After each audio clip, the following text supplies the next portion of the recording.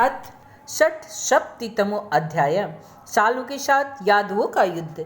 श्री सुखदेव जी कहते हैं, परिचित, अब मनुष्य की सी लीला करने वाले भगवान श्री कृष्ण का एक और भी अद्भुत चरित्र सुनो। इसमें यह बताया जाएगा कि शौभ नामक विमान का अधिपति शाल्व किस प्रकार भगवान के हाथों से मारा गया। शाल्व शिशुपाल का सखा था और रुक्मिणी के विवाह के अवसर पर बारात में शिशुपाल की ओर से आया हुआ था। उस समय यदुवंशियों ने युद्ध में जरासंध आदि के साथ साथ शाल्व को भी जीत लिया था। उस दिन जब सब राजाओं के सामने शाल्व ने यह प्रतिज्ञा की थी, मैं पृथ्वी को यदुवंशियों से मिटा कर छोड़ूंगा और यह सब मेरा बल परुष देखना। परिचित, मूढ़ शाल्व ने इस प्रकार प्रतिज्ञा करके देवादिदेव भगवान पशुपति की आराधना प्रारंभ की। वह उन दिन में केवल एक बार मुट्ठी भर राख फांकता था। यो तो पार्वती पति भगवान शंकर आशुतीश हैं और धरधानी हैं, फिर भी वे शाल्व का घोर संकल्प जानकर 1 वर्ष के बाद प्रसन्न हुए। उन्होंने अपने शरणागत शाल्व से वर मांगने के लिए कहा।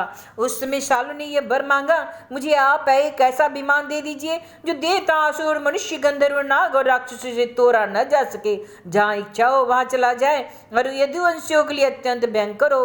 भगवान शंकर ने कहा, तथास्तु। इसके बाद उनकी आज्ञा से ही विपक्षियों के नगर जीतने वाले मैदानों ने लोहे का शौभ नामक विमान बनाया और शाल्व को दे दिया। वह विमान क्या था? एक नगर ही था। वह इतना अंधकार में था, उसे देखना या पकड़ना अत्यंत कठिन था। चलाने वाला उसे जहां ले जाना चाहता उसी समय उसकी इच्छा करते ही वह चला जाता।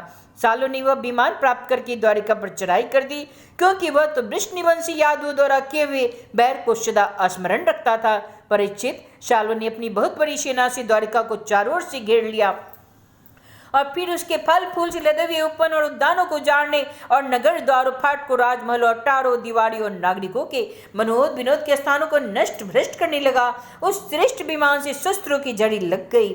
बड़ी बड़ी चट्टानें, वृक्ष, ब्रज, सड़क पर ओले बरसने लगे। बड़े जोर का बवंडर उठ खड़ा हुआ, चारों ओर धूल ही धूल छा गई। परिचित, प्राचीन काल में जैसे त्रिपुरासुर ने सारी पृथ्वी को पीड़ित किया था, वैसे ही शाल्व के विमान के द्वारा द्वारिकापुरी भी अत्यंत पीड़ित हुई। वहां के नर नारियों को कहीं एक क्षण के लिए भी शांति न मिलती थी।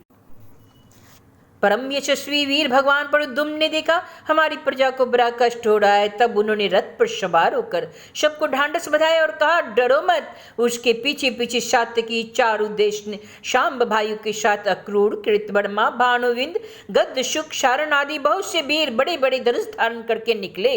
वे सब के सब महारथी थे, सबने कवच पहन रखे थे और सबकी रक्षा के लिए बहुत से रथ, हाथी, घोड़े और पैदल सेना साथ साथ चल रही थी।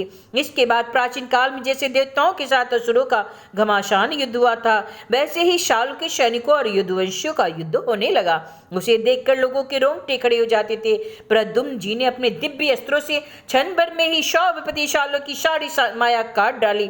ठीक वैसे ही जैसे सूर्य अपनी प्रखर किरणों से रात्रि का अंधकार मिटा देते हैं, प्रद्युम्न जी के बाणों में सोने के पंख एवं लोहे के फल लगे हुए थे।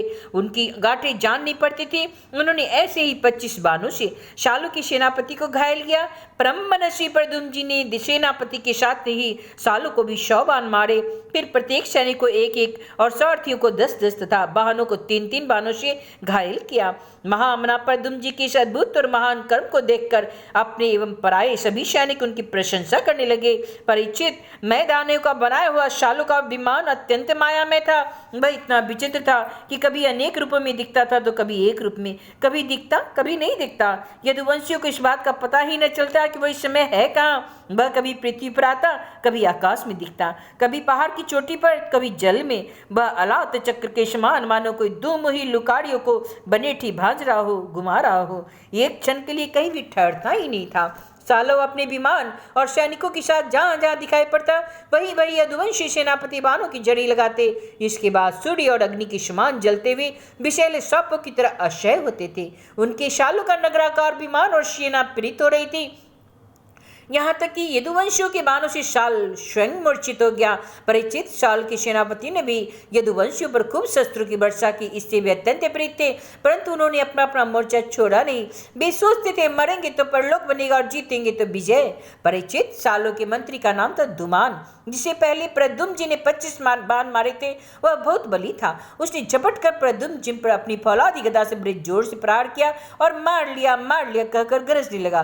परीक्षित गदा की चोट से शत्रु दमन प्रद्युम्न जी का वक्षस्थल फट सा गया।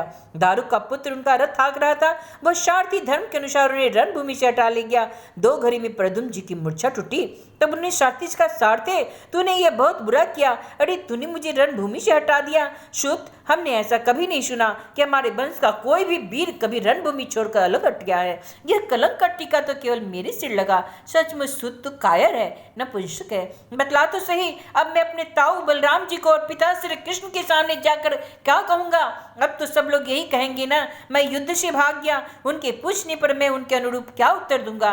तेरी भाभियां हंसती हुई मुझसे साफ साफ पूछेगी, कहो वीर, तुम नपुंसक कैसे हो गए? दूसरों के युद्ध में तुम्हें नीचे कैसे दिखा दिया?